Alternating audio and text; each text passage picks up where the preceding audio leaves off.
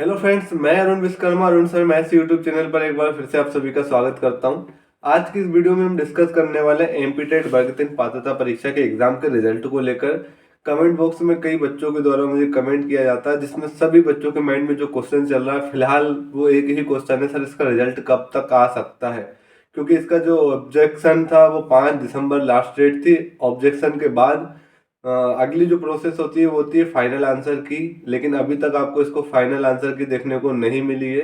I hope इसकी final answer की जल्दी से जल्दी आपको देखने को मिल सकती है।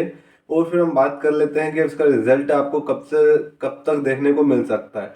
देखिए, तो एक चीज मैं आपको और क्लियर कर देता हूँ कि यहाँ पर अगर मैं कोई चीज बता रहा हूँ तो इसका मतलब ये नहीं कि फाइनल पूरी तरीके से मैं आपको पूरा एक्यूरेट डाटा दे रहा हूँ, है ना। एक्यूरेट डाटा में क्या आपको कोई भी एक्यूरेट डाटा नहीं दे सकता। जितने भी यूट्यूब चैनल वाले अगर आपको कोई भी बता रहे हैं कि हाँ, जो बता रहे हैं वो अपने एक्सपीरियंस के बेस पर और ये जो अभी तक पीईबी का रिकॉर्ड रहा उसके बेस पर आपको बता सकते हैं एक्यूरेट कब क्या होना है। ये पीईबी को जानकारी है, पीईबी के एम्प्लॉय, पीईबी के चेयरमैन, ये सब आपको बता सकते हैं। पीईबी मतलब ईएसबी के चेयरमैन, ठीक। तो एक्यूरेट डाटा तो अभी फिलहाल कोई भी यूट्यूब चैनल वाला नहीं दे सकता, लेकिन ऑलमोस्ट जो पीईबी उसका जो शेड्यूल होता है रिजल्ट का या एग्जाम डेट को लेकर या फिर फाइनल आंसर की को लेकर, तो उसी का अनुमान लगा के हम आपको कहीं ना कहीं थोड़ी सी जो जानकारी दे पा रहे हैं वो सिर्फ पिछले रिजल्टों के अनुमान के आधार पर ही बता पाते हैं। तो कई बार बच्चे कमेंट बॉक्स में कमेंट भी करते हैं कि सर आप ये कैसे कह पा रहे हो कि इतने डेट को आ जाएगा या इस टाइम तक आ जाएगा। तो ये क्लियर नहीं है। हम पूरी तरीके से आपको एक बेसिक आइडिया लगा के बताते हैं। एक्यूरेट हम भी नहीं बता पाएंगे, ना कोई यूट्यूब चैनल वाला आपको बता पाएगा। और अगर ऐसा बता भी रहा है तो कहीं ना कहीं वो आपको भ्रमित कर रहा है ना। चलिए बात कर लेते हैं इसके फाइनल आंसर की को लेकर। तो 5 दिसंबर तक इसका जो लास्ट डेट था ऑब्जेक्शन पर था।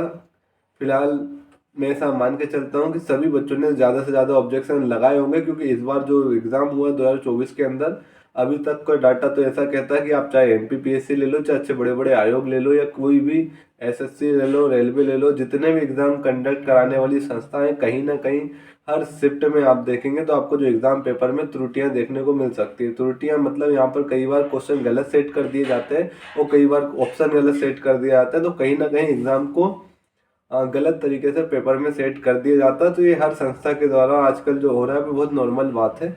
जो पेपर तैयार कर रहा है, ये पेपर तैयार करने वाली जो एजेंसी है या जो भी इसका एग्जाम का पेपर तैयार कर रहा है, वो एक पेपर भी ठीक तरीके से नहीं बना पा रहा है। आज इतनी विडंबना है इस देश के अंदर, आप देखिए। फिलहाल हम बात करते हैं कि जो इस बार 2024 के अंदर जो ईएसबी ने पेपर कंडक्ट कराया था वर्ग 3 का, इसमें आप देखेंगे तो हर एक शिफ्ट में जो हर एक दिन 2 शिफ्ट में आपका एग्जाम चला था और हर एक शिफ्ट में आपको 5+ क्वेश्चन ऐसे मिल जाएंगे जो कि गलत है किसी ना किसी तरीके से, है ना। गलत क्वेश्चन पे कहीं ना कहीं ऑब्जेक्शन मांगना ये पीईबी का या ईएसबी का अधिकार है, और हम लोगों का भी दायित्व बनता है कि अगर क्वेश्चन गलत है तो उनका साथ कहीं ना कहीं हमारे साथ नुकसान ना हो, तो उस पर ऑब्जेक्शन मांगते हैं। ये हर एक संस्था का एक नियम है। तो ऑब्जेक्शन की 5 तारीख इसकी लास्ट डेट थी। आप लोगों ने ज़्यादा से ज़्यादा लोगों ने ऑब्जेक्शन किया भी होगा। मैंने आपको रिक्वेस्ट भी की थी, क्योंकि यहाँ पर मैक्सिमम क्वेश्चन इस शिफ्ट में मतलब यहाँ पर हर एक शिफ्ट में क्वेश्चन गलत पूछे गए हैं। तो उन क्वेश्चन को लेकर अब कहीं ना कहीं आपको फाइनल आंसर की देखने को मिलेगी। तो फाइनल आंसर की में आप देखेंगे किन किन क्वेश्चन पे ऑब्जेक्शन लगा था, ये आपको क्लियर हो जाएगा। और ईएसबी के द्वारा कौन से ऑब्जेक्शन को एक्यूरेट मानकर उस पर काम किया गया है, या फिर कई बार ऑब्जेक्शन को भी रिजेक्ट कर देते हैं ईएसबी के द्वारा। उनका मानना होता है कि हमने जो क्वेश्चन दिया वो सही है, आप जो आपत्ति लगा रहे हैं कहीं ना कहीं वो आपको भी गलत ठहरा देते हैं। तो फिलहाल ये सब आपको देखने को मिलेगा कब आंसर की, जब फाइनल आंसर की आपको देखने को मिलेगी।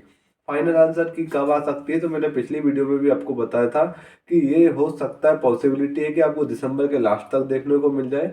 लास्ट वीक का मतलब अब देखेंगे, हम देखें तो यहाँ पर हमारे पास लगभग लास्ट वीक ही चल रहा है दिसंबर का, है ना। जिस तारीख को मैं आज वीडियो रिकॉर्ड कर रहा हूँ, आज 22 तारीख है।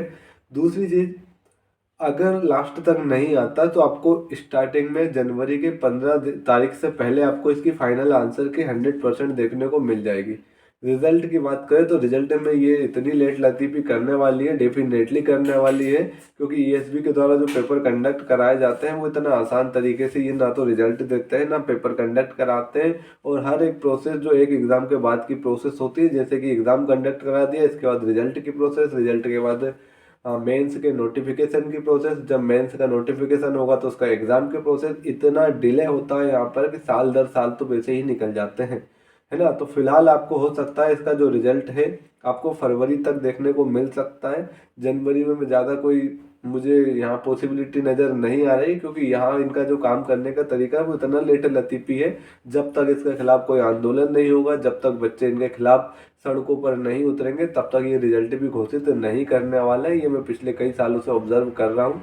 यहाँ पर जो भर्तियाँ हो रही है वो बिना आंदोलन के कोई भी भर्तियाँ कंप्लीट नहीं होती है। बिना आंदोलन, साथ ही साथ कोर्ट, हर एक भर्ती कोर्ट में जाती है, कोर्ट में जाके स्टे लग जाता है, फिर साल दर साल इस भर्ती की प्रोसेस को अटका दिया जाता है। तो फिलहाल अब इसमें क्या होता है ये तो आगे वक्त बताएगा, लेकिन आपको जो रिजल्ट है लगभग इसमें थोड़ा सा डिले देखने को मिलेगा। डिले का मतलब आपको फरवरी लास्ट तक भी हो सकता है इसका रिजल्ट देखने को मिले। अब कई बार बच्चे सोचते हैं कि सर इसका जो प्री हो गया मेंस कब तक हो सकता है, तो आप देखेंगे कि यहाँ मेंस के लिए मुझे लग रहा है, क्योंकि जो एमपी सरकार है अभी उन्होंने ये बोला है कि 2.5 लाख भर्तियां हम अगले 5 साल, आने वाले 5 सालों में कराएंगे, और इसको हम साल दर साल अलग अलग विभागों में हर साल भर्ती कराएंगे। 2.5 लाख भर्तियों को हम कंप्लीट करेंगे आने वाले 5 साल में। तो कहीं ना कहीं मुझे लग रहा है कि अभी ये जो गवर्नमेंट जॉब को लेकर कहीं ना कहीं सिंसियर है ना। तो कहीं ना कहीं हो सकता है कि आपको इसकी जो भर्ती है 2025 के लास्ट में देखने को मिले, और मैं ये नहीं कह सकता कि आपको डेफिनेटली मिल जाएगी। मैंने आपको कई बार बोला है कि यहाँ पर बिना जब तक सड़कों पर नहीं उतरेंगे स्टूडेंट, तब तक ये कोई भी प्रोसेस को आगे नहीं बढ़ाती है। आंदोलन ही एक ऐसी प्रोसेस है जो इसकी प्रक्रिया को आगे बढ़ाता है ना। तो आप देखेंगे 2025 से पहले तो आपको नहीं देखने को मिलेगा, सॉरी 2025 के लास्ट में आपको हो सकता है इसको देखने का मिल जाए, या फिर हो सकता है 2026 में आपको स्टार्टिंग के 4-5 मंथ के अंदर आपको इसका मेंस देखने को मिल सकता है। अब हम बात करेंगे कि इस एग्ज़ाम की जो भी बच्चे तैयारी कर रहे हैं, है ना, वो सीरियस होकर तैयारी कीजिए, क्योंकि यहाँ आप देखेंगे तो आपको जो कंपटीशन देखने वाला है वो बहुत ज़्यादा हाई कंपटीशन होगा। क्यों होगा? क्योंकि यहाँ पर कई बच्चे, हज़ारों कैंडिडेट ऐसे हैं जो 2020 के एग्ज़ाम में क्वालिफाई थे और कहीं ना कहीं मेरिट लिस्ट में अपनी जगह नहीं बना पाए थे। तो वो बच्चे भी मेंस में इस बार बैठने वाले हैं, और 2024 में जिन बच्चों ने अभी फिलहाल जो एग्ज़ाम हुआ था उनमें जो पेपर दिए थे, तो यहाँ भी कई बच्चे क्वालिफाई होंगे, तो ये बच्चे भी मेंस में बैठेंगे। तो यहाँ पर लगभग ऑलमोस्ट डबल कैंडिडेट है। अगर आप देखें, इतने बच्चे जिन्होंने अभी पेपर दिया है, इतने ही बच्चे आपको 2020 के भी देखने को मिल जाएंगे। अब यहाँ पर बच्चे बोलते हैं सर नॉर्मलाइजेशन के थ्रू हमारे मार्क्स बढ़ सकते हैं क्या, 2-4 मार्क्स?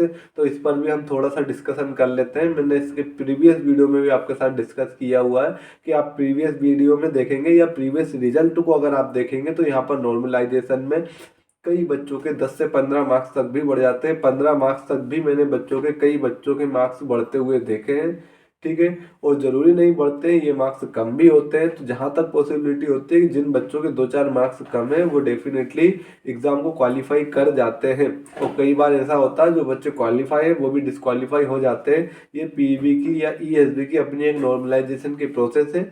ये नॉर्मलाइजेशन की प्रोसेस अब कैसे किस तरीके से होती है ये तो रिजल्ट आने के बाद ही आपको पता पड़ेगा। डेफिनेटली यहाँ पर जो एग्जाम में पूछे गए इस बार बहुत सारे क्वेश्चन डिलीट होने की मुझे पॉसिबिलिटी नज़र आ रही है, क्योंकि यहाँ पर बहुत सारे शिफ्टों में आप देखेंगे तो क्वेश्चन पेपर में ऑब्जेक्शन लगे हैं, और बहुत सारे क्वेश्चन हर एक शिफ्ट में आपको देखने को मिल जाएंगे कहीं ना कहीं गलत है। तो यहाँ पीईबी के द्वारा या ईएसबी के द्वारा यहाँ पर इस बार हो सकता है मैक्सिमम बच्चों को बोनस अंक देखने को मिले, है ना। तो बोनस अंक अगर देखने को मिलेंगे तो वो बोनस अंक जो सभी स्टूडेंट को मिलेंगे वहां पर, तो कहीं ना कहीं इनके चांस है कि इस बार आपके नॉर्मलाइजेशन के थ्रू मार्क्स बढ़ सकते हैं, है ना। तो वेट कीजिए एग्जाम के रिजल्ट का, जब भी रिजल्ट आएगा आपको क्लियरिटी हो जाएगी कि कितने मार्क्स आपके बढ़ रहे हैं। लेकिन आप बहुत ज़्यादा परेशान इसलिए हो रहे हैं कि नॉर्मलाइजेशन को लेकर, तो मैं आपसे यही बोलूँगा परेशान होने की ज़रूरत नहीं है। जिन बच्चों के 4-5 मार्क्स कम है डेफिनेटली इनके इतने मार्क्स बढ़ जाते हैं। तो आप निश्चिंत होकर बिल्कुल तैयारी कीजिए। अगर आपको तैयारी करना है सीरियस होकर एमपी टेट वर्ग 3 की, और वर्ग 3 की परीक्षा के लिए आप देखेंगे तो आपके पास लगभग अभी 1 साल हम मान के चल सकते हैं। 1 साल से पहले यहाँ पर वर्ग 3 का मेंस एग्जाम आपको किसी भी कंडीशन में देखने को नहीं मिलेगा। तो कोई भी एग्जाम की अगर आप तैयारी कर रहे हैं तो आपको अगर मेरिट लिस्ट में जगह बनानी है, आपके लिए अपनी एक सीट पक्की करनी है, तो आपको 1 साल की तैयारी सफिशिएंट तरीके से सफिशिएंट टाइम देकर आपको करना होगा। अगर आपको वाकई में इस एग्ज़ाम में सिलेक्शन लेना है तो आप मेरे हिसाब से जिन बच्चों के 4 या 5 मार्क्स कम है या फिर almost OBC ST SC candidate 70 के आसपास अगर मार्क्स है तो डेफिनेटली मार्क्स बढ़ जाएंगे, क्योंकि इस बार आपको बोनस अंक का ज़्यादा फायदा देखने को मिलेगा, क्योंकि यहाँ पर बहुत सारे सेक्टर में क्वेश्चन गलत पूछे गए हैं तो वो लगभग सभी को उसके बोनस अंक मिलेंगे अगर आपने उस क्वेश्चन को अटेम्प्ट किया होगा तो।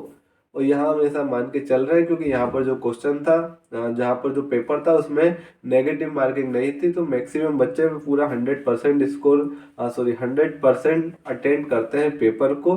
तो डेफिनेटली सभी बच्चों ने अटेंड तो किया होगा, और अगर अटेंड किया होगा तो आपको उसको बोनस मार्क्स देखने को मिलेंगे। बोनस मार्क्स किस तरीके से मिलेंगे, ये अपना एक ईएसबी का क्राइटेरिया है, उसके हिसाब से सभी बच्चों को इक्वली यहाँ पर मार्क्स डिस्ट्रीब्यूट कर दिए जाते हैं। आज की वीडियो को यहीं समाप्त करते हैं, मिलते हैं अगली वीडियो में अगली किसी अपडेट के साथ। इससे पहले अगर आप चैनल पर नए हो तो प्लीज़ चैनल को सब्सक्राइब जरूर कर लें, और वर्ग 3 या किसी भी शिक्षक भर्ती की जानकारी के लिए आप हमारे चैनल अरुण सर मैथ्स के साथ जुड़ सकते हैं। यहाँ पर आपको कुछ समय बाद देखने को मिलेगा कि यहाँ पर प्रॉपर तरीके से हम आपको तैयारी भी कराने वाले हैं इस एग्ज़ाम की। ठीक है, अभी हमारा थोड़ा सा सेटअप कंप्लीट नहीं हुआ, तो जैसे ये सेटअप कंप्लीट हो जाएगा हम यहाँ पर आपके लिए कंप्लीट प्रिपरेशन भी यहाँ पर आपको इस चैनल के माध्यम से कराने वाले हैं। तो अगर आप चैनल पर नए हो तो प्लीज़ चैनल को सब्सक्राइब जरूर कर लें। मिलते हैं अगले वीडियो में अगले किसी अपडेट के साथ। Thank you.